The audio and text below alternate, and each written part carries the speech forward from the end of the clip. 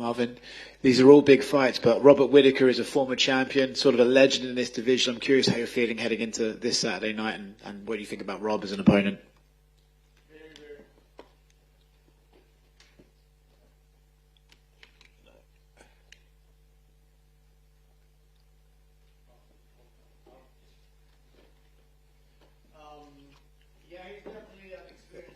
One second, Marvin, the mic's still not working.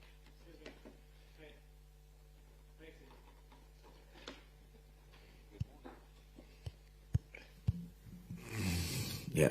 There we go. It's definitely an experienced opponent, but I feel very, very confident. And I'm not underestimating him, but yeah, man, I have a few aces on the sleeves that he's not going to know that I have. And, like he's definitely very good, but with that being said, he's the same fighter that he was like a year ago. He's the same fighter that he was in his last fight. I'm not. Like, I keep improving. I'm more hungry. And, like, I'm on my way up. I don't believe he is. So, that's the biggest difference there. Do you think that's something that you can take?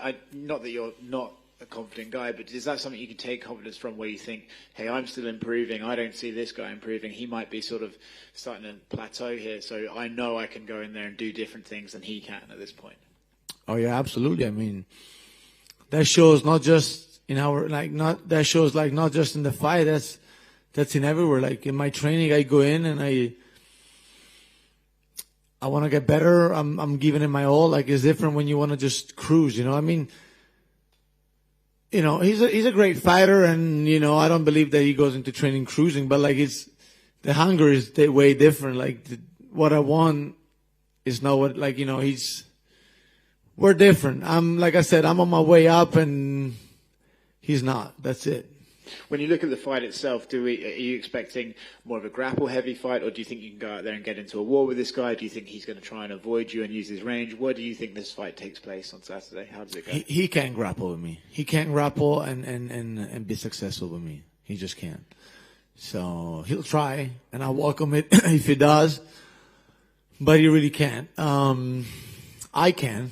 And I can do anything in that fight, and I will, because it's MMA at the end of the day. And but yeah, man, like I said, I think I match up very bad for him. Like my skills match up very well for myself against him, and the way that I fight will drain him, will make him do mistakes, and I'll capitalize on those. What's on the line for the winner here? Right, both of you have fought Izzy. Both of you didn't beat him then. So do you guys kind of have to hope that Alex Pereira beats him in November, or do you think, hey, look, I'll just keep fighting, keep winning, and eventually he will have to fight me one more time? Yeah, I mean, I don't plan things like that, but like, I want Pereira to win just because it would excite me more as a next challenger eventually. And I think that will happen, because after this, I mean, I'm going to establish myself as #1 contender. I mean, what's left for me? I'll pretty much fought everybody. And, yeah, I mean, I think it would be undeniable another title shot with a great performance against Whittaker, But yeah, I mean, like, Adesanya, it's over, man. Nothing excites me about that guy. Of course, I'll get my win against him before I'm done with all this, but, yeah, man. I mean, the things that he can do best now is painting his nails. I definitely like more Pereira, and the way he carries himself and the way he goes about fighting and all that. Like not much bullshit, just straight bad motherfucker type of thing, and that's it. Not into the painted nails look, no. Oh hell no, man! Come on. This old wave gotta change, man. This old wave we're going. It's not good. A guy you have fought, Paulo Costa, he said that he wanted to fight the winner of this fight. I'm curious, after everything that happened with you last time, the weight and all that crazy stuff, is that even something you would ever entertain again, or do you think, no, screw that guy? But then he changed. This guy just like, I think he changed opinion again. He's like, this guy, like, someday will... I'm actually a fan of his Twitter, I'm not going to lie. His Twitter is so fucking funny. So, I don't know. I don't think he deserved it. Not after a fight like that, especially. It's not in my mind right now. You didn't. What did you think of his fight with Luke? It was nice to watch from a fan point of view, but that was like from a fighter, elite fighter point of view, there wasn't much. I mean, it was an all-out war, not much game planning, not much. When you go to war, you got to have a plan and you got to stick to the plan. And yes, things can go wrong and you can make adjustments, but you got to have an underlying plan. That thing was just like a brawl, like both people no there was like no managing of energy, no game plan. Like when he got him hurt, he took him down. Like it was just like an all-out brawl, like messy slugfest kind of thing, Marvin, just over here. You mentioned about Adesanya. What did you make of his past performance against Cannonier? Zero. It's delusional shit. People left before the fight finished. I was there. Bullshit. Came out with all that doing that thing. So he did the same thing with me. Come out with a samurai thing. Oh, I'm gonna revenge, like do it for my friend. Didn't do nothing. It's over. And given his history with Pereira, how do you see that fight unfolding at UFC 281?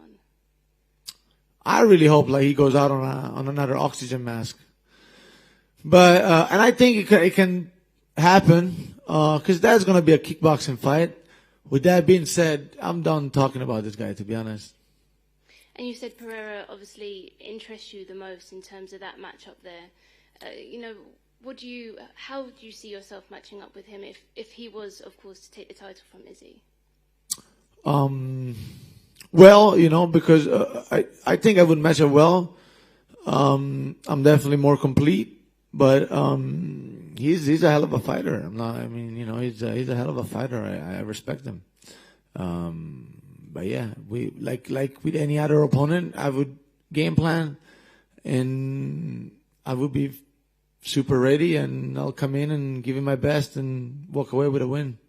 And what have you made of his climb through the division? Of course, he's had that previous history with Israel, and that's kind of made him kind of bypass perhaps a few people in the division.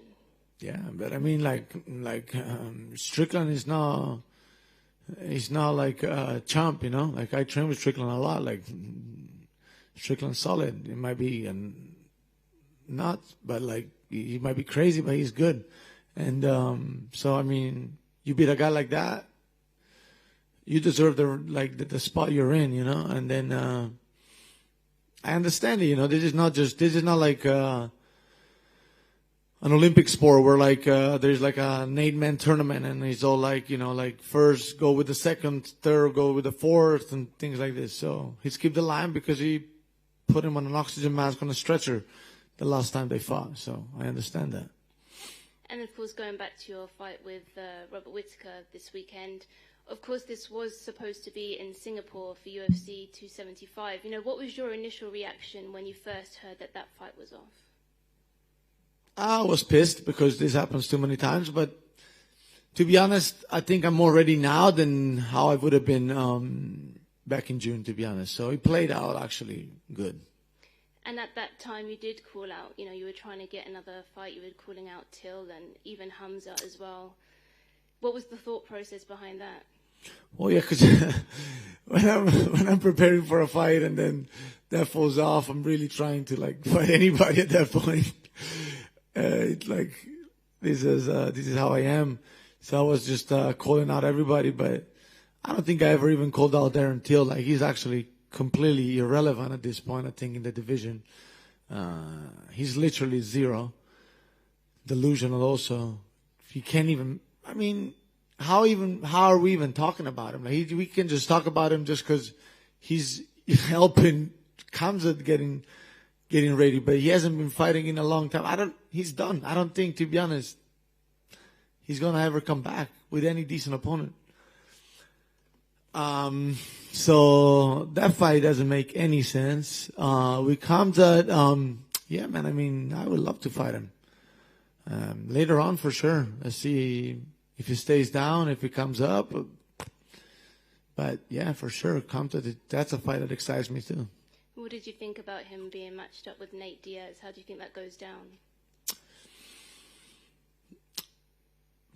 I mean, obviously he's the favorite, but, I think more like if he would have fought Diaz before he fought Durinho, Diaz would have had more time because he would be so full of himself, he might would have gassed, and then if he was a 5-rounder, Nate maybe could have capitalized. But now he knows, I believe, if he's a little bit smart, he he realized things are not like when I'm fighting chumps in the gym and I'm just gonna run over them, over and over. If you fight somebody very solid. So, of course he's the favorite. Of course, yeah, I mean, everybody on his last fight of the contract, they get I'm speaking for Nate, they get another OG or something like that. He's getting an up and comer, but yeah, it's a fun fight. That's it. And then going back to this weekend, how do you see yourself getting your hand raised this Saturday? I'm gonna try to really finish him, either submission or striking or knockout. If not, I'll be dominant. I'll be very dominant. Thank you. Thank you. Marvin over here. In terms of your last fight against Paulo Costa, you proved that you were pretty game no matter what, all the weight increases, you saved the event. Have you seen a difference in how the fans receive you now since that fight? Yeah, but yeah, a little bit. Fair enough. And, Costa went on to fight Rockhold recently. You mentioned it was a good fight for fans. What did you think of the blood smear at the end of that fight from Rockhold? Weird. I mean, if you were in that situation, how do you think you would have reacted? I would have not been in that situation with Rockhold on top of me. Fair enough. Thanks. Hey Marvin, what's up? We are live on Twitch. This is one question for our viewers. First of all, what do you want to say for the French fans, since MMA and UFC is pretty young in France, and maybe they don't know you about you, what they can expect from you in the cage, in the octagon on Saturday? They should know the best European fighter. A lot of action, a lot of action, and a great fight. All right, and have you got an eye on a French fighter also in the same weight category as you, Nassourdine Imavov, who is also fighting on Saturday? Would you think it could be a great matchup for a 100% European fight in the future? He's all right. He got a long way to go still. All right, thank you. Ciao Marvin. Ciao, Caro. Two Italian fighters are competing on the main card. What does it mean for Italian MMA? Yeah, it's great. It's great that two Italian fighters are fighting in Europe, and they're both on the same card. It's nice. I said it Italy has to be next. This was one of my two big goals when I entered the UFC, and one was to bring the UFC to Italy. The second one was to become the first Italian UFC champion. So we definitely I believe I'll make both happen, but, the first, bringing it to Italy, it's also a big dream of mine, and, I'll be campaigning hard, and we're going to make it happen. How long before it happens, in your opinion? I don't know. We could ask Dana or the higher powers of the UFC, But I'm definitely going to do my best, and Saturday night is going to be a big step towards it. I was just wondering whether you and Di Chirico had some training sessions together. Yeah. Yeah, before we started camp, before I started camp, I was in Italy for like 10 days or so. And he came up, we trained a little bit, and now it was good. It was good. It was a great training session, and it was right at the beginning of the camp. That's it. We just exchanged some knowledge, and yeah, man. I mean, wish him nothing but the best. And last one for me, un messaggio per I fan italiani. Grandi ragazzi, voglio sentirvi tutti quando saremo in arena a fare un mega casino. Grazie. Thank you, Mark. Prego. Hi, Marvin. Good morning. Morning. Whittaker said earlier this week that he's playing with the idea of maybe going up to 205. I was thinking, you just said you fought most of the guys at 185. Is that something you might be interested in as well? Well, that was funny first, because I don't think he's ever going to go to 205. No.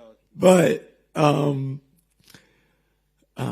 yeah, I mean, eventually we'll see, but it's not in my mind right now. You know, I started as a 185er, and I'm not the guy that like change routes just because it's hard. And so I'm staying here for sure. But, you know, 205 is good. Eventually, I'd like that too. Yeah, you did fight at 205 once, even though it wasn't planned that way. Yeah. Did you feel comfortable there? Yeah, I mean, weight, it's overrated, you know? Like, for years, I was battling Verdum in that little fucking cage of Kings. So, no knee pads. He tried to take my head off for years, and I'm still alive. So, I don't think there is too much of like much worse than that, you know. Enough for now, then. Thanks. Perfect. Thank you.